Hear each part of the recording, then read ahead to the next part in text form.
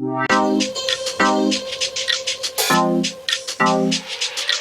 Welcome to food ഇൻഷി. ഞാനിവിടെ കുറച്ച് ചേന എടുത്ത് വെച്ചിട്ടുണ്ട്. ഒരു കറി വെക്കാൻ വേണ്ടിയിട്ടാണ്. നമ്മൾ വീട്ടിൽ തന്നെ ഉണ്ടാക്കിയ ചേന കേട്ടോ. അപ്പോൾ വലിയൊരു ചേന കിട്ടിയതാണ്. നമുക്ക് അതുകൊണ്ട് കുറച്ച് കറി ഉണ്ടാക്കാം. ഇത് ചേന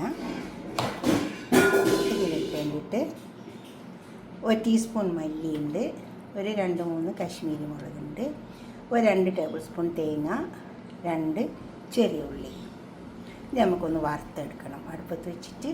അപ്പോൾ തന്നെ ഇതിനെ നമുക്കൊന്ന് വേവിപ്പിച്ചെടുക്കാം. കുറച്ച് മഞ്ഞളും മുളകിൻ്റെ കൂടിയിട്ട് വേവിപ്പിച്ചാൽ മതി. ഇത് വറുത്തെടുക്കാം. ഇത് കണ്ടോ, മഞ്ഞളും മുളകും കൂട്ടിയിട്ട് വേവിപ്പിക്കാൻ വെച്ചതാണ് ചേന. ഇത് നമുക്കൊന്ന് വറുത്തെടുക്കാം.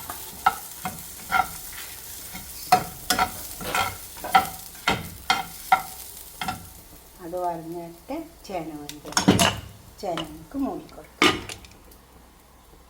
ഇപ്പോൾ നമ്മുടെ ചേനയ്ക്ക് വേണ്ടിയിട്ട് കുറച്ച് ഓയിൽ ഒഴിച്ച് കൊടുത്തിട്ട് ചെറിയ ഉള്ളി ചേർക്കാം.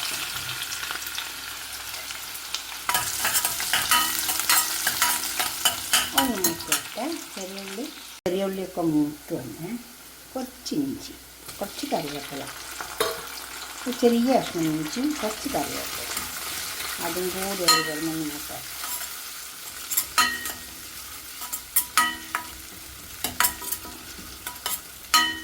ചൂടുള്ള എണ്ണയാണ്, നല്ലോണം വേഗം മൂത്ത് വരും.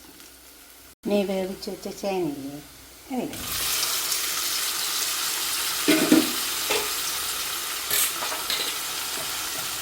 ഉപ്പിട്ട്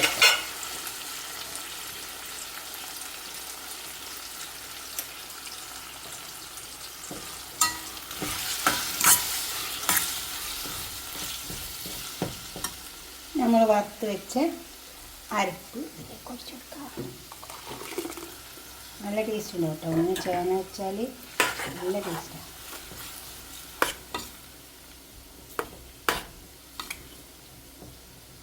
കുറച്ച് സമയം ഒന്ന് അടുപ്പത്ത് കിടന്നിട്ട് ചേന വെന്ത വെള്ളമുണ്ട് അതിലേക്ക് ഒഴിച്ച് കൊടുക്കാം.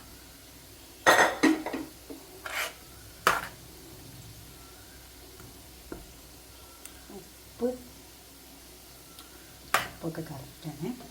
ഈ മസാലയുടെ കുത്തൊക്കൊന്ന് തൂക്കട്ടെ. കുറച്ച് നേരം അടുപ്പത്ത് കഴിഞ്ഞിട്ട് നമ്മുടെ ചേനക്കറി ഇവിടെ കറി വെച്ചിട്ടുണ്ട്. നല്ല കറി. ഇങ്ങനെയൊന്ന് കറി വെച്ച് നോക്കിയാൽ ചേന കൊണ്ട്